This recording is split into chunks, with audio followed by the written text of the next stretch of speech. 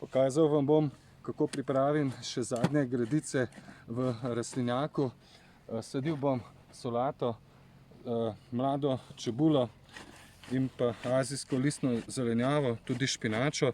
Tukaj vidimo, imam zemljo od šampinjonov, ki je kompostirana od lanskega leta.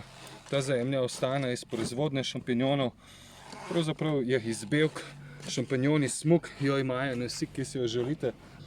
Predlagam, da kar kontaktirate Jerneja in vam bo zagotovo pomagal. Jaz pa grem kar pripraviti gredice v rastlinjaku. Vsi, ki imate doma ruske vile, lahko zemljo od komposta zelo enostavno oddelate v tla. Delate tako, da jih vlečete nazaj, orodja ne dvigamo. Jaz delam samo z eno roko, zelo enostavno. In potem pravzaprav vidimo, da ni nobenega napora. Na ta način pravzaprav lahko zelo lepo delamo in kompost, in pelete, in druga organska gnojila. Jaz imam pa tukaj še en pripomoček, ki mi je še lažji, velika ročna frezamici.